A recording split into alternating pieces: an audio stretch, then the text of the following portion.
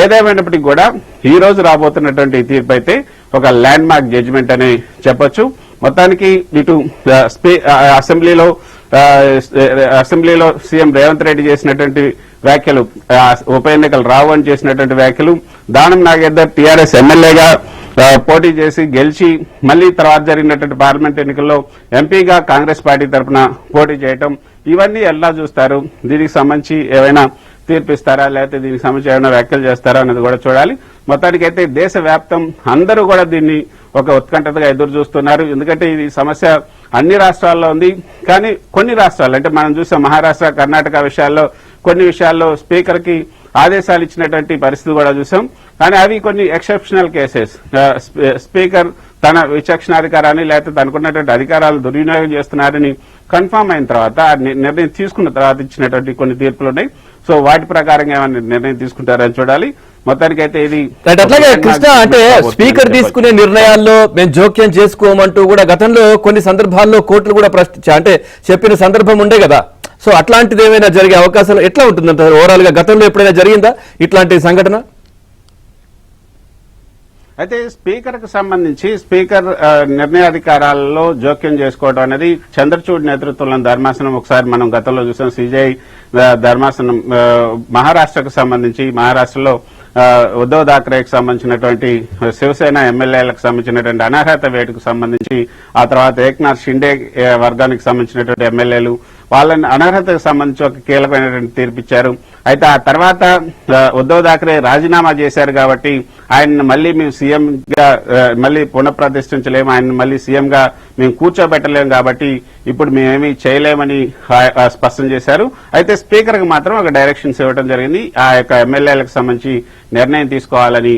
So అదేవిధంగా కర్ణాటకకు సంబంధించినటువంటి 1-2 కేసుల్లో కూడా స్పీకర్ కి కొన్ని డైరెక్షన్స్ ఇవ్వడం జరిగింది. అయితే స్పీకర్ కి ఎంతవరకు డైరెక్షన్స్ ఇవ్వచ్చు అంటే కేవలం ఆ యొక్క ఎమ్మెల్యేలకు సంబంధించి వాళ్ళు అనర్హులా కాదా, లేకపోతే వాళ్ళు పార్టీ ఫిరాయింపు పాల్పడ్డారా లేదా అన్న నిర్ణయాన్ని తీసుకునే అధికారం స్పీకర్ కే ఉంది. కానీ ఆ తీసుకున్నటువంటి నిర్ణయం సరైందా కాదా అన్నది అది తర్వాత సంగతి. కాకపోతే ఒక కాల పరిమితి, అంటే ఎంతకాలంలోగా 2 నెలలు, 3 నెలలు, లేకపోతే 4 నెలలు, 5 నెలలు, 6 నెలలు, ఎంతకాలంలోగా మీరు ఈ నిర్ణయం తీసుకోవాలన్న దాని మీద మాత్రమే ఈ రోజు సుప్రీంకోర్టు తన తీర్పు చెప్పే అవకాశం ఉంటుంది తప్పితే అసలు వాళ్ళని రిజెక్ట్ చేయండి లేకపోతే వాళ్ళు అనర్హులుగా ప్రకటించండి అనే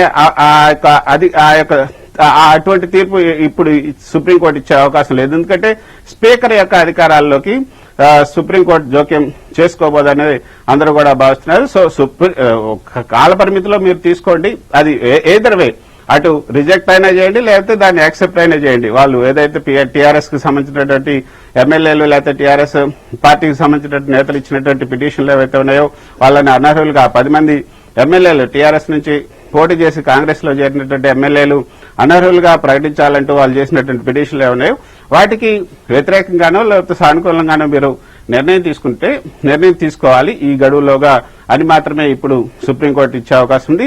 ఒకవేళ వాళ్ళు అనర్హులు కాదు అని స్పీకర్ కనుక నిర్ణయం తీసుకుంటే దాన్ని మళ్లీ సుప్రీంకోర్టులో ఛాలెంజ్ చేసుకోవచ్చు, హైకోర్టులో ఛాలెంజ్ చేసుకోవచ్చు. మళ్లీ అప్పుడు కూడా స్పీకర్ తీసుకున్నటువంటి నిర్ణయంలో స్పీకర్ నిర్ణయం తుది నిర్ణయమా, స్పీకర్ సరిగ్గానే నిర్ణయం తీసుకున్నారా లేదా, చట్టాలకు లవబడి నిర్ణయం తీసుకున్నారా లేదా, మళ్లీ దాంట్లో సుప్రీంకోర్టు లేదా కోర్టులు ఆ పరిధిలోకి వెళ్లొచ్చా లేదా అనేది కూడా అది మళ్లీ డిబేటబుల్. అది కూడా గతంలో మనం చూసాం చాలా కేసుల్లో కూడా స్పీకర్ నిర్ణయాధికారాల్లో ఎప్పుడు కూడా పెద్దగా సుప్రీంకోర్టు జోక్యం చేసుకున్నటువంటి సందర్భాలు మనం చూడలేదు. కానీ ఇప్పుడు 142 ఏదైతే supreme court supreme court is the prime interpreter of constitution ని ఇంటర్ప్రిట్ చేసే ఒకే ఒక అల్టిమేట్ పవర్ ఒక సుప్రీంకోర్టుకే ఉంది. కాబట్టి ఆ సుప్రీంకోర్టుకు ఉన్నటువంటి ఆ అల్టిమేట్ పవర్ ఆర్టికల్ 142 ప్రకారంగా ఏ నిర్ణయమైనా వెలువరొచ్చు, ఏ తీర్పైనా చెప్పొచ్చు. ఇప్పుడు గవర్నర్ కి కాలపరిమితి విధించడం గానీ లేకపోతే రాష్ట్రపతికి కాలపరిమితి విధించడం గానీ ఇవన్నీ కూడా రాజ్యాంగంలో లేనప్పటికీ కూడా రాజ్యాంగాన్ని ఇంటర్ప్రిట్ చేసినటువంటి సుప్రీంకోర్టు ఆ పవర్ సుప్రీంకోర్టుకే ఉంది. అల్టిమేట్ ఇంటర్ప్రిటర్ సుప్రీంకోర్టే కాబట్టి ఆర్టికల్ 142 కింద వాళ్ళకి కాలపరిమితి విధించడం జరిగింది. గతంలో మనం చూసాం. అంటే ఈ యొక్క ఆర్టికల్ 142 కింద కొన్ని అంటే జస్టిస్ ఇవ్వటం అంటే పూర్తి న్యాయం చేకూర్చాలి అని సుప్రీంకోర్టు కనుక భావిస్తే అది చట్టాల్లో లేకపోయినప్పటికీ కూడా ఆర్టికల్ 142 ప్రకారంగా సుప్రీంకోర్టు తన విచక్షణాధికారాన్ని రాజ్యాంగం తనకు కల్పించినటువంటి అధికారాన్ని ఉపయోగించి ఆ యొక్క నిర్ణయాలను మనం సుప్రీంకోర్టు ఇవ్వచ్చు. గతంలో మనం చూసాం రాజీవ్ గాంధీ హంతకులకు సంబంధించి ఏదైతే ఇద్దరు యావజ్జీవ కారాగార శిక్ష విధిస్తూ వాళ్ళు ఇంకా ఉన్నారో వాళ్ళిద్దరికీ కూడా క్షమాభిక్ష పెడుతూ మన తెలుగు జడ్జి అయినటువంటి లావు నాగేశ్వరరావు ఈ 142నే ఉపయోగించే వాళ్ళిద్దరికీ కూడా జైలు నుంచి విడుదల చేయాలి అంటూ తమిళనాడు ప్రభుత్వానికి ఆదేశాలు జారీ చేశారు. సో అటువంటి విచక్షణాధికారం 142 ప్రకారంగా సుప్రీంకోర్టుకు ఉంటుంది. కానీ ఆ పవర్ ని ఇప్పుడు మళ్ళీ 142 ఉపయోగించి ఇప్పుడు ఈ స్పీకర్ కి సంబంధించినటువంటి అంశంలో జస్టిస్ గవాయ్ నిర్ణయం తీసుకుంటారా లేదా అని చూడాలి. ఎందుకంటే ఆల్రెడీ ఆ యొక్క అధికారాన్ని ఉపయోగించి ఇచ్చినటువంటి ఏదైతే ఈ గవర్నర్ రాష్ట్రపతికి సంబంధించినటువంటి అంశంలో అది తన ముందే ఇప్పుడు విచారణ కూడా ఉంది. అదే 5 మెంబర్ బెంచ్ కి ఆయనే హెడ్ చేస్తున్నారు. ప్రెసిడెన్షియల్ రిఫరెన్స్ కి సంబంధించినటువంటి కేసును ఆయనే హెడ్ చేస్తున్నారు కాబట్టి ఆ బెంచ్ ముందుకే ఈ కేసును కూడా విచారణకి తీసుకెళ్తారా, లేకపోతే